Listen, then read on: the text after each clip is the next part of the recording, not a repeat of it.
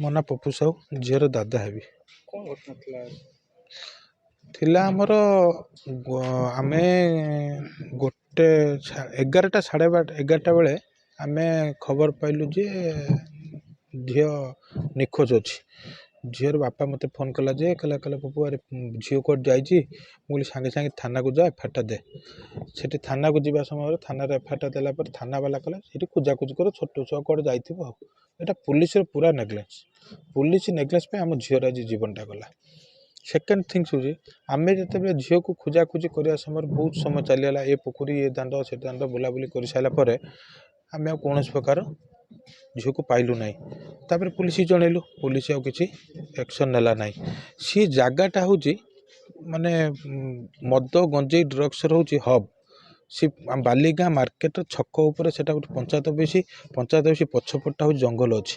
ସେ ଜଙ୍ଗଲ ଭିତରେ ଏଇ ଦୁଷ୍କର୍ମ କରାହେଇଛି। ସେ ଯେଉଁ ବବୁଲ ବୋଲିକି ପିଲାଟା ଦୁଷ୍କର୍ମ କରୁଛି, ତା ସହିତ ଅନେକ ପିଲା ବି ଅଛନ୍ତି। ଆମେ ଯେତେ ଥର ପୁଲିସକି ଫୋନ୍ କରାଯିବ, ପୁଲିସ କହିବ ନାଇଁ ସେ ଗୋଟେ 2 ଲିଟର ଗଭର୍ଣ୍ଣମେଣ୍ଟ ନିୟମ ଅଛି 2 ଲିଟର ରଖିପାରିବ, 3 ଲିଟର ରଖିପାରିବ। ଯଦି ଗଭର୍ଣ୍ଣମେଣ୍ଟ ନିୟମ ଅଛି ଯଦି ଅଲଗା ଲୋକ ବେପାର କରିବେ 2 ଲିଟର ରଖିପାରିବ, ତାହେଲେ ତାଙ୍କୁ ଖଣ୍ଡେ ଲାଇସେନ୍ସ ଦେଇ ଦିଅନ୍ତୁ, ସିଏ ସେଠି ବେପାର କରନ୍ତୁ। ଡ୍ରଗ୍ସ କ'ଣ ଗୋଟେ ଲୋକ ରଖିପାରିବ? ସେଠି ଡ୍ରଗ୍ସର ହବ୍ ହେଇଛି, ଗଞ୍ଜେଇର ହବ୍ ହେଇଛି, ମଦର ହବ୍ ହେଇଛି। ସେଠି ମଦ ଆଡ୍ଡାସ୍ଥଳୀ ହେଇଯାଇଛି। ଆମେ ଟୋଟାଲି ପୋଲିସ କି ଦୋଷ ଦେବୁ ଯେ ଇଏ ଆଜି ଯଦି ଆମର ଝିଅ ଜୀବନ ଯାଇଛି ପୋଲିସ ପାଇଁ ଯାଇଛି।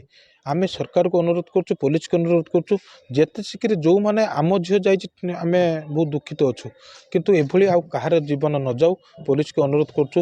ସେ ଜାଗାଟାକୁ କଠୋର ଦଣ୍ଡରେ କ'ଣ ଆମେ ଚାହୁଁଛୁ ତାକୁ ଫାଶୀ ଦିଆଯାଉ। ଯଦି ସରକାର ଫାଶୀ ତାକୁ ନ ଦେଇପାରିବ ଆମ ପବ୍ଲିକ ହାତକୁ ଆମ ହାତକୁ ଦେଇ ଦିଅନ୍ତୁ। ଆମେ ବ୍ରିଜ ରାସ୍ତାରେ ଗଛର ତାକୁ ଟାଙ୍ଗି ଗୋଳେଇ ଦେବୁ।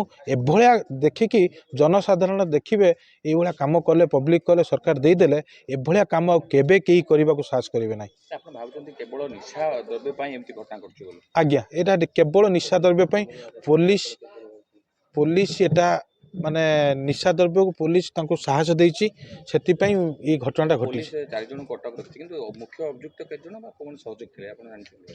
ନାଇଁ, ପୋଲିସ ତ ଆମେ ଖବର ପାଉଛୁ, ପୋଲିସ କହୁଛି ଆମେ ମୁଖ୍ୟ ଅଭିଯୁକ୍ତକୁ ଜଣେ ଥିଲା ତାଙ୍କୁ ଧରିଛୁ। ଏଇଟା ଜଣେ ନିଏ, ଗୋଟେ ଝିଅର ତାକୁ ରେପ୍ କରିକି ତାକୁ ତଣ୍ଟିର ଦାଗ ହେଇଛି, ତାର ପରିସ୍ରା ଘରରେ ବ୍ଲିଡ଼ିଂ ହେଇଛି, ସବୁଆଡ଼େ ବ୍ଲିଡ଼ିଂ ହେଇଛି। ଆଜ୍ଞା, ଦେଖିପାରିବୁନୁ ଆମେ ଦେଖିପାରିନୁ ଏବେ ପର୍ଯ୍ୟନ୍ତ ଆମେ ସବୁ ଦେଖିପାରିନୁ।